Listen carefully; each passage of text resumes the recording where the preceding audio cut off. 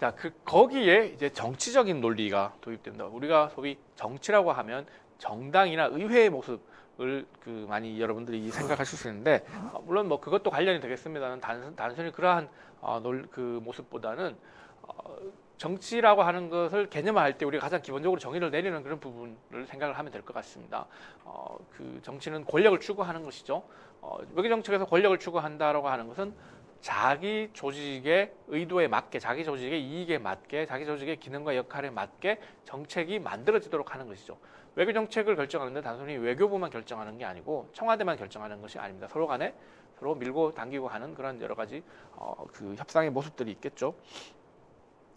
외교 정책이라고 하는 대한민국의 이름으로 외교 정책으로 나가기 때문에 그 대한민국의 이름으로 나가는 외교 정책이 대한민국 외교 정책, 한국의 외교 정책이라고 하는 것에 자기 부서의 어떤 역할과 이 기능이 더 많이 투영되도록 노력하는 그런 모습이라고 이해를 할 수가 있겠습니다. 따라서 그 과정에서 다양한 권력 게임들이 벌어질 수 있다고 하는 것이죠. 그래서 보면 다양한 조직들은 각각의 이익을 추구한다고 했죠. 그리고 정책 결정 과정에서 보면 다양한 참가자들 사이에서 자기네들의 이익을, 조직의 이익을 추구하기 위해서 그 추구하는 과정에서 서로 밀고 당기고 하는 정치적 게임을 한다는 거죠. 밀고 당기고 한다는 것은 내 의견을 조금 더 강하게 이야기하다가 저쪽에서 또 강하게 얘기하면 조금 양보하는 모습을 보이면서 서로 간에 조정을 해나가는 그런 과정이라고 할 수 있습니다. 그것이 정치이고 또 어떤 면에서는 우리가 스포츠 게임을 비유해서 보자면 이것이 게임의 모습이라고 볼 수 있다. 밀고 당기고 하는 그 과정을 게임의 모습에 비유를 하는 것이다라고 이렇게 생각을 하면 되겠습니다. 그래서 정책 결정 과정은 자연스럽게 정치적 갈등과 타협의 산물이라는 거죠. 조직의 이익이 서로 다르니까 이 이익들이 충돌할 수 있다는 거죠. 충돌을 하게 되면 이것을 풀어야 되고 충돌해서 끝까지 간다 그러면 이건 싸움밖에 안 되겠죠. 그래서 정책이 제대로 합의된 정책이 만들어지지 않을 텐데 결국에는 한국의 외교 정책이라고 하는 이름으로 외교 정책을 만들어내기 위해서는 여러 부서 사이에서 조정이 있어야 되겠죠. 타협이 있어야 되고 그 타협의 산물로서 정책을 이해를 하는 것이고 특히 외교 정책 같은 경우에는 한국의 외교 정책이라고 하는 이름으로 대외적으로 나가는 것이기 때문에 내부적인 차원에서 이러한 다양한 어떤 갈등이 발생할 수 있고 그 속에서 밀고 당기기 게임이 이루어지고 그래서 정치적인 타협이 이루어진다라고 하는 점을 말씀을 드릴 수가 있겠습니다. 결국 각각의 조직들이 어떠한 이해관계를 가지고 있느냐, 어떤 역할을 하고 있느냐, 개인들이 그 행위자 속에는 개인들도 포함될 수 있겠죠. 대통령이나 그 외교부 장관이나 혹은 그 청와대에 있는 외교안보 수석이나 이런 그 개인들의 모습들의 어떤 개인들이 생각하는 옳다고 생각하는 그런 모습들 혹은 개인들이 선호하는 그런 모습들도 있겠죠. 따라서 이러한 그 개인들도 이 정책 결정 과정에서 하나의 그 조직처럼 다른 조직처럼 정책 결정 과정에서 하나의 행위자로서 참여를 하게 되는 것입니다. 따라서 그런 조직이나 개인의 이해관계가 정책 결정에 매우 중요한 변수로서 작용을 한다라고 하는 점을 이해를 할 수가 있겠습니다. 결국 참여자들 간에 그 게임에 참여하는 참여자들 간에 주고받기, 밀고 당기기 하는 그런 게임을 벌이고 그 게임의 결과로서 나타나는 것이 정책이고 외교 정책에 대해서도 역시 동일한 모습으로서 이해를 할 수 있다는 것이죠. 결국 우리가 합리적 행위자 모델에서 생각을 했던 최고의 국가이익, 최대의 국가이익을 추구하기 위해서 합리적인 사고를 거쳐서 나타나는 것이 그런 정책이 아니고 사실상은 이 참여자들이 밀고 당기기 게임을 하면서 의도치 않는 결과로서 그 게임의 결과가 어떻게 될지는 잘 모르는 거죠. 원래 의도와는 달라질 수도 있다는 겁니다. 그래서 의도하지 않은 결과가 나타나기도 한다는 거죠. 이게 물론 반드시 100% 이렇게 된다는 것은 아니지만 그 과정 속에서 모든 정책들의 그 과정 속에 이러한 모습들이 나타난다고 하는 거죠. 100%다 의도와 결과가 달라진다는 의미는 아니지만 중간에 다양한 여러 가지 변수들이 그 개입이 되기 때문에 이것이 왜곡되고 굴절되고 있는 모습이라고 볼 수가 있습니다. 자, 그러한 모습을 영어로는 where you stand depends on where you sit 이라고 이렇게 설명을 합니다. 즉 직역을 하면 내가 어디에 서 있느냐는 내가 어디에 앉아 있느냐에 달려있다. 좀 말이 이상한데요. 조금 의역을 해보면 내가 어떤 포지션을 가지는 정책적인 포지션을 가지느냐 하는 것은 내가 어디에 속해 있느냐라고 하는 점에 달려있다라고 하는 거죠. 즉 내가 외교부에 속해 있으면 외교부의 이익을 조금 더 추구하게 되고, 외교부 장관이면 그것을 추구하게 되고, 통일부에 있으면 통일부의 이익을 추구하게 되고, 국방부에 있으면 국방부의 이익을 추구하게 된다는 거죠. 그런 이 다양한 이런 이익이 서로 간의 이해관계가 서로에게 충돌하기도 하고, 혹은 서로 밀고 당기기 타협을 하기도 하고 협상을 하면서 이런 정책들이 만들어진다라고 하는 점을 여러분들이 이해를 해봐야 되겠습니다. 결국 정책 결정의 의도보다는 정책 결정이 어떠한 과정을 거쳐서 이루어지느냐에 초점을 맞추는 거죠.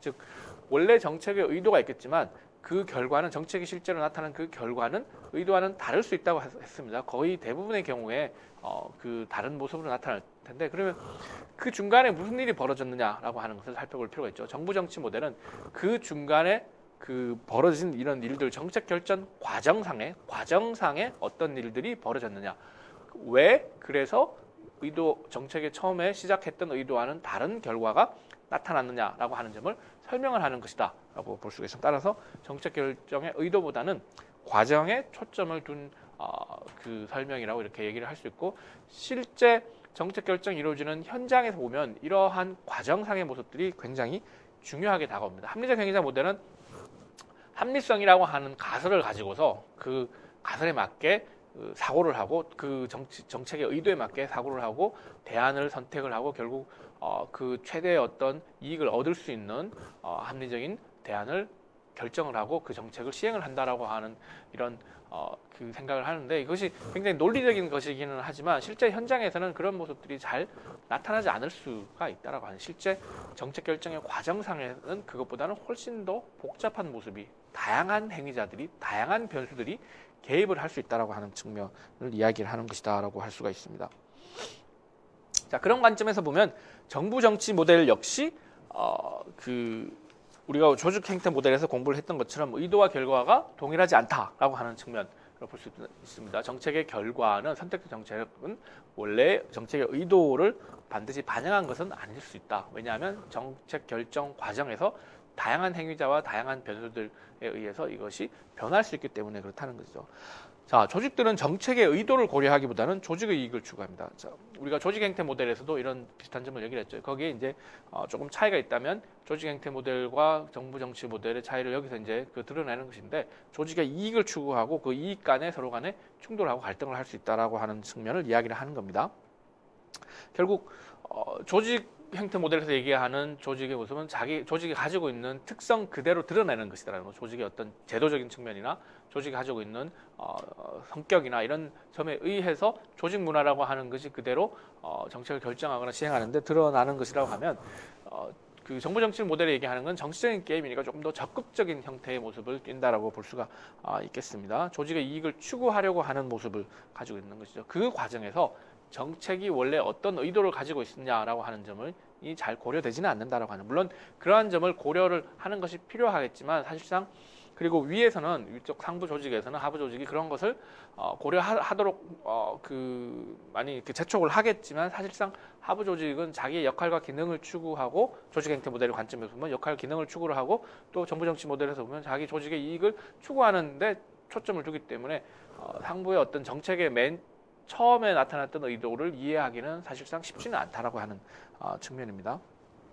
그리고 이 조직은 조직의 이익에 매몰되다 보니까 조직의 이익을 추구하면서 그것이 국가 이익이라고 착각을 하기도 합니다.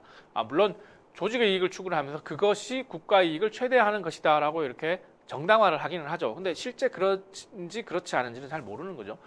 물론 사적인 이익을 추구하는 경우도 있지만, 이거는 그 외교정책은 공적인 정책이기 때문에 대부분의 부서에서는 이 조직의 이익, 우리가 이야기하는 것이 국가 이익을 위하는 것이다 라고 그렇게 주장을 합니다. 그런데 다른 쪽, 반대쪽에서 보기에는, 반대쪽이라고 말씀드리기 이상하지만 다른 조직에서 보기에는 그것이 국가이익이 아니다라고 이야기를 하게 되겠죠. 국방부의 입장에서는 국방력을 강화하는 게 국가이익을 최대화하는 것이다라고 이렇게 이야기를 할 수가 있을 겁니다. 그렇지만 외교부 입장에서 보면 국방력 강화도 좋지만 외교력을 더욱더 강화하는 것이 국가이익을 위해서 더욱 중요하다, 뭐 이렇게 이야기를 할 수 있겠죠.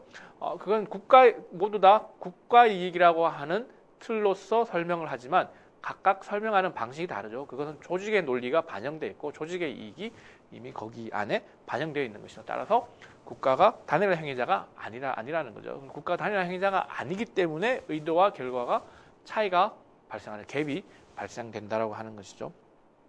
그래서 목적을 설정해도 의도대로 실제 추구되는 건 아니라는 거죠. 따라서 의도와 결과는 다를 수 있다라고 하는 거죠. 정책 결정 과정상의 정치적 게임의 결과가 반드시 의도를 반영한 것으로 나타나는 것은 아니다라고 하는 말씀도 드렸습니다. 그 정책 결정 과정상에서 정치적 게임이 있기 때문에 그 게임의 결과가 반드시 의도를 반영한 것은 아니다. 의도를 반영할 수도 있고 반영을 하려고 하겠지만 실제 반영을 하려고 노력을 한다고 해도 워낙에 여러 행위자들이 거기에 게임에 참여하고 있기 때문에 그 행위자들의 상호작용 속에서 변형이 일어날 수 있겠죠. 이제 그런 측면까지 고려를 하는 겁니다. 악의적으로 왜곡하는 경우도 있겠지만 사실 그런 경우보다는 그 여러 행위자들이 서로 간에 상호관계를 가지면서 상호작용을 하면서 그 변형되는 그런 모습을 볼 수가 있습니다. 결과적으로 우리가 외교정책의 결과를 보고서 그 의도를 파악하기는 쉽지 않다라고 하는 점을 다시 한번 말씀을 드립니다. 자, 정책 결정되는 과정에 다른 요인들이 개입되었기 때문에 원래의 의도가 왜곡될 수가 있다라고 하는 점을 우리가 생각을 해볼 수가 있겠습니다. 네. 자, 그래서 정부 정치 모델과 합리성을 다시 한번 비교를 해보겠습니다. 정부 정치 모델의 관점에서 보면 외교 정책 결정 과정에서의 합리성이라고 하는 것이 합리적 행위자 모델이 이야기하는 것과는 다르다라고 하는 거죠. 그러한 가설들이 제대로 지켜지지 않고 나타나지 않는 것이다라고 하는 겁니다. 즉 정책의 결정은 의식적인 선택이나 합리적인 사고에 의한 대안의 분석을 통한 것이 아니다라고 하는 겁니다. 원래 의도는 그럴 수 있겠지만, 즉 원래의 의도는 최대의 이익을 가져올 수 있는 어떤 목표를 달성할 수 있는 대안을 선택하려고 하고 그러한 그 옵션을 선택하려고 하고 합리적인 과정을 거쳐서 즉 benefit cost 이득과 손실을 계산을 해서 위험성은 적고 이익은 많은 것을 선택을 해서 효율적이고 합리적인 어떤 대안을 마련을 하려고 하겠지만 실제 정책 결정 과정에서는 그런 모습으로 나타나죠. 원래 의도는 그렇다고 하더라도 실제 정책 결정 과정에 들어가면 그렇지 않다라고 하는 거죠.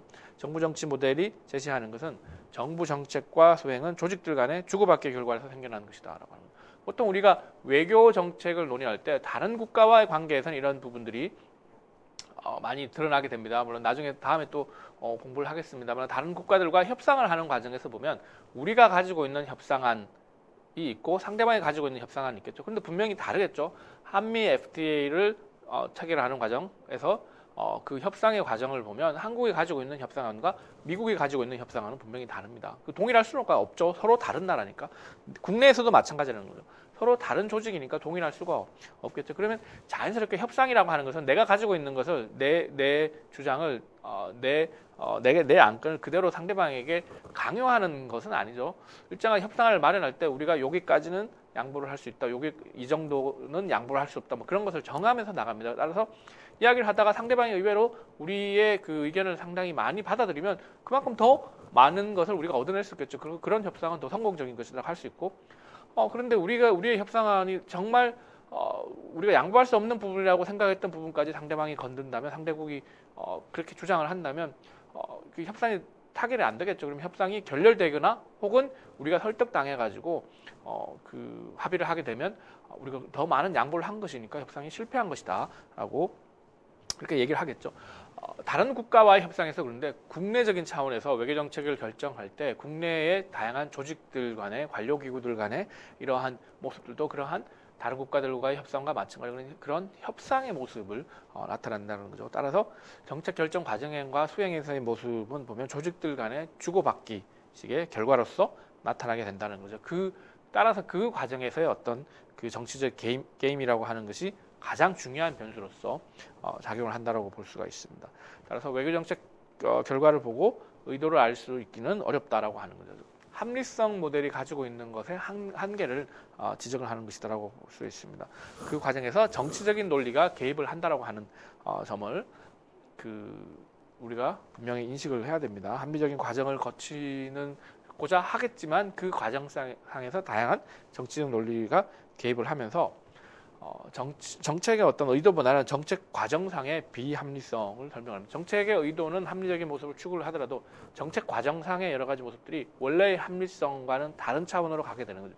따라서 왜 이 의도와 결과가 달라지느냐, 의도한 대로 결과가 나타나지 않는다라고 하는 것을 우리가 이제 그 비합리적인 것이라고 얘기를 한다고 하면 왜 그러한 비합리성을 설명해주는 아주 중요한 그 모습이라고 이야기를 할 수가 있겠습니다.